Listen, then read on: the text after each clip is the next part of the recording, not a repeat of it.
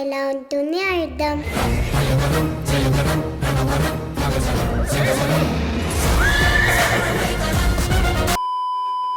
అన్నయ్య ఎప్పుడు వస్తాడని మనం అందరం ఎదురు చూస్తున్నాం కదా. జూలై 10వ తారీఖు అన్నయ్య రాబోతున్నాడు. జూలై 10 ఏంటి, అన్నయ్య రావడం ఏంటి అంటే సోషల్ మీడియాలో ఒక మంచి ఇంట్రెస్టింగ్ న్యూస్ అయితే చెక్కలు కొడుతుంది అనమాట. సో ఏంటయ్యా అంటే విశ్వంబర సినిమా జూలై 10వ తారీఖు రిలీజ్ కావచ్చు అన్నట్టు ఒక టెంటేటివ్ డేటు బయటకు వస్తుంది అని ఎక్కడెక్కడో మొత్తానికి వార్తలు అయితే వినిపిస్తున్నాయి అనమాట. జూలై తొందరలోనే వస్తుంది, ఎక్కువ దూరం కూడా లేదు. కాబట్టి విశ్వంబర సినిమా కొంత డిలే అవుతూ వచ్చింది. సో ఈ డిలే ఎందుకు అంటే ఆబ్వియస్లీ గ్రాఫిక్స్ విఎఫ్ఎక్స్ వల్ల సినిమా అయితే ఖచ్చితంగా డిలే అవుతుంది. ఎందుకంటే అనుకున్నట్టు రాదు, దాన్ని మళ్ళీ మారుస్తారు. షూట్ చేసిన సినిమాని ఎడిట్ చేసేటప్పుడు కావాలంటే ముక్కలు తీసి పెట్టి మళ్ళీ కొత్త ముక్కలు వేసుకుంటారు. కానీ గ్రాఫిక్స్ అంటే ఏంటంటే ఆల్రెడీ ఎడిట్ చేసినటువంటి సినిమా కదా, దాన్నే ఇది నచ్చలేదు అనుకోండి అంత డిలీట్ చేసి కంప్యూటర్లో కూర్చొని ఇట్లా కొట్టుకుంటూ చేసే పని కదా. మళ్ళీ మారుస్తారు, మళ్ళీ చేస్తారు, మళ్ళీ తీస్తారు, మళ్ళీ పెడతారు.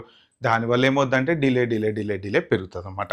అయితే ఇప్పుడు ఏంటంటే ఈ సినిమా గ్రాఫిక్స్ వచ్చేసి ఒక హాలీవుడ్ సంస్థకి ఇచ్చారు అని చెప్పేసి మొత్తానికైతే తెలుస్తుంది అనమాట. సో హాలీవుడ్ సంస్థ వాళ్ళు దాదాపుగా అన్ని గ్రాఫిక్స్ కూడా చేసేసి మొత్తం సినిమా అయితే రెడీ చేసి పెట్టారు. మెగాస్టార్ చూశారు, దాన్ని చూసి ఆల్మోస్ట్ 100% ఓకే బాగానే ఉంది, రిలీజ్ చేసుకోండి, గో హెడ్ ఇచ్చారు అని చెప్పి. అదేంటి మరి మెగాస్టార్ గో హెడ్ ఇవ్వాలంటే ఒక్క సినిమా 2 సినిమాలు కాదు కదా, ఆయన దగ్గర 157 సినిమాలు చేశారు ఇప్పటికీ. మరి అంత అనుభవం ఉన్నటువంటి వ్యక్తి ఒక్క సినిమా చూసి అది బాగుంది అని ఖచ్చితంగా చెప్పగలడు. ఎందుకంటే 1-2 క్యారెక్టర్లు కాదు, ఆయన ఎక్స్పీరియన్స్లో ఎక్కడి నుంచో ఎక్కడికో ఎదుక్కుంటా ఎన్నో రకాల క్యారెక్టర్స్, విలన్ క్యారెక్టర్స్ నుంచి హీరో క్యారెక్టర్లు, తండ్రి క్యారెక్టర్లు, ఇన్ని క్యారెక్టర్లు వేసినటువంటి మనిషికి మేకింగ్ మీద మంచి అవగాహన ఉంటుంది అనమాట. అంటే తనకంటూ ఒక అభిమానులు ఉంటారు కదా, ఆ అభిమానులు నన్ను ఎలా చూడాలనుకుంటున్నారు, నేను ఎలా కనపడితే వాళ్ళు ఆనందపడతారు, అభిమానుల కోసం అనుక్షణం పరితపించేటువంటి హీరోల్లో ఉండే నెంబర్ 1 హీరో ఎవరై అంటే చిరంజీవి అనమాట. రికార్డ్స్ లో నీ పేరుందన్నమాట. రికార్డ్స్ లో నా పేరు ఉండటం కాదు, నా పేరు మీదే రికార్డ్స్ ఉంటాయి. మాస్, నా అభిమానులకి నేను మాస్ ఇవ్వాలి అనుకుంటే ఇస్తాడు, క్లాస్ ఇవ్వాలి అనుకుంటే ఇస్తాడు. ఆ సినిమా ఇప్పుడు మనశంకర్ వరప్రసాద్తోనైతే మనని ఖచ్చితంగా చాలా రోజుల తర్వాత నిజంగా ఒక మంచి ఎంటర్టైన్మెంట్. ఆ విషయంలో మాత్రం అనిల్ రావిపూడికి హ్యాట్స్ ఆఫ్ చెప్పచ్చు. ఎందుకంటే చిరంజీవిని మెయిన్ ఏంటంటే హీరో అంటే ఇంకా ఓన్లీ హీరోయిన్ పక్కన డ్యాన్స్ చేసే హీరోలా కాదు, ఒక తండ్రిగా, ఒక రెస్పాన్సిబుల్ తండ్రిగా, సింపుల్గా తప్పు చేసినా కూడా అయ్యో నేను తప్పు చేశాను అని చెప్తా ఉంటాడు చూసారా. అలాంటి క్యారెక్టర్లో మళ్ళీ కామెడీ చేస్తే నెక్స్ట్ లెవెల్లో ఉంటుంది. ఫైట్లు కామెడీ. వేలు చూపించి మాట్లాడతావేంటి, ఏమనుకుంటున్నావు? నువ్వు అంతగా తిట్టాలనుకుంటే లోపలికి వచ్చి తిట్టవు, అందరు చూస్తున్నారు ప్లీజ్. ఈ ఎమోషన్ ఇవన్నీ ఏదైనా కానీ నటనలో మాత్రం కింగ్, దాంట్లో డౌట్ అయితే ఏం లేదు.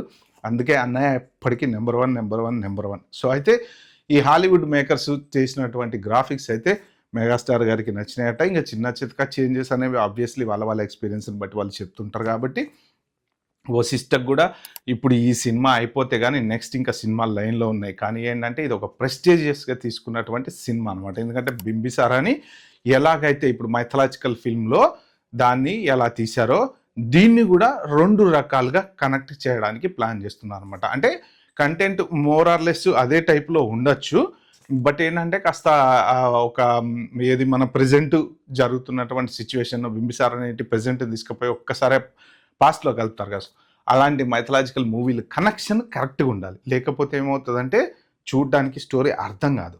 సో ఇప్పుడు బింబిసారాల్లో కూడా అదే, ఆ కనెక్షను కరెక్ట్ కలుపుతారు అనమాట. ఒక చిన్న పాపతోటి ఆ కనెక్షన్ కలుస్తుంది, ఎంత బాగుంటుంది చూడడానికి, అంటే రియలిస్టిక్గా అనిపిస్తూ ఉంటుంది. సో అలాగే ఈ సినిమాను కూడా రియలిస్టిక్గా రాసి దాన్ని ఆ 2 కథలను కూడా కలపాలి అనేటువంటి ప్లాన్ చేస్తున్నాడు వశిష్ఠ అని అయితే ఖచ్చితంగా సోషల్ మీడియాలో వస్తుంది.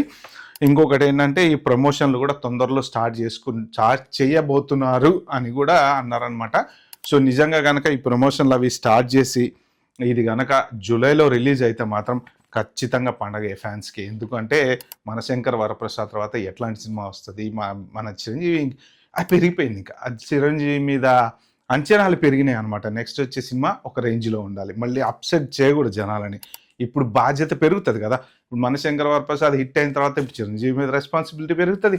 అట్ ద సేమ్ టైం తీసుకొచ్చే డైరెక్టర్ మీద కూడా రెస్పాన్సిబిలిటీ పెరుగుతుంది. ఎందుకు అంటే అభిమానులు చాలా రోజుల తర్వాత ఆకలి తీరింది చిరంజీవి సినిమా చూసి. ఆ ఆనందం ఒకప్పుడు అలా థియేటర్లో కాగితాలు ఇసురుకుంటే చిరంజీవి సినిమా చూస్తుంటే ఆయన కొడుతుంటే ఆ ఆనందం వేరు. ఇప్పుడు మళ్ళీ అది ఎన్నో రోజుల తర్వాత అలాంటి ఆనందం వచ్చింది మనశంకర వరప్రసాద్ చూస్తుంటే. సో ఇప్పుడు ఆ ఫీల్ ఉంది చూసారా, ఆ ఫీలు మళ్ళీ పోకుండా ఉండాలంటే ఏంటంటే మంచి ఖతర్నాక్ సినిమా అభిమానులకి ఇవ్వాలి. అభిమానులు ఒక్కళ్ళే కదండి, చిరంజీవి సినిమాని అందరూ ఎంజాయ్ చేస్తారు.